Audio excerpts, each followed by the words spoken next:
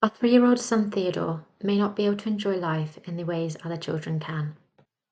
His true joy is music, sensory fruit on the TV, and most importantly, kisses and cuddles. His feet and hands move in a way to communicate with us, and he giggles to let us know he is happy.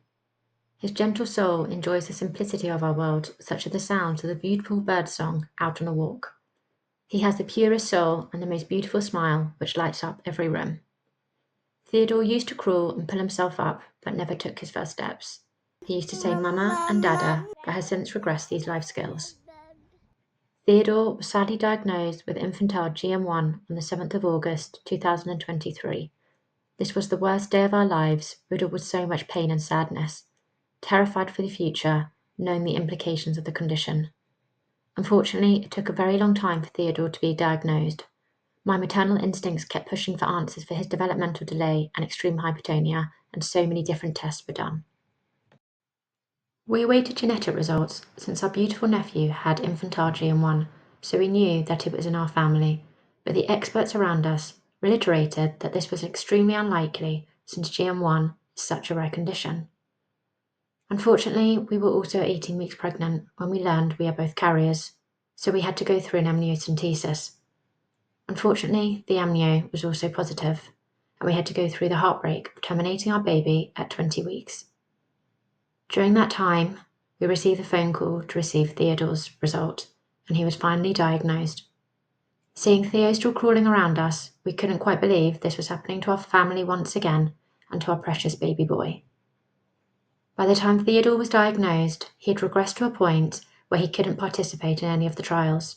We really can only hope and pray testing and treatments for GM1 become easily accessible worldwide. The Cure GM1 community has provided us with a family of support, knowledge, and strength. Shortly after the diagnosis, we did a fundraising event where 50 of our nearest and dearest joined us on a mixture of a 5K walk to a half marathon in Windsor. This was filled with raw emotions, but the influx of compassion and support got us through. Asking people for money was so alien to us, but we are thrilled to say this was just under £20,000 for the Cure GM1 Foundation. After Theodore's diagnosis, we visited Disneyland. It was the most wonderful and special experience for Theo. It will stay with us forever. This may not be the way we imagined our lives. I wouldn't have it any other way, since we are forever grateful that he chose us to be his parents. The path ahead is so very scary, and we know that it will be filled with grief and sadness.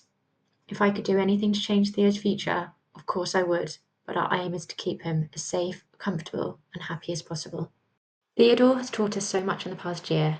We learnt medical information, learnt all about genetics, gastrostomy feeding, seizure control, and how to deal with challenges and grief, but most importantly, to make the most of every day, as life is so precious. For all of those parents having just received a diagnosis, I'm sending my thoughts and love. Dig deep. We are much stronger than we think we are. We hope to continue to advocate for Theodore and other children and families with GM1. Thank you so much for listening to our story.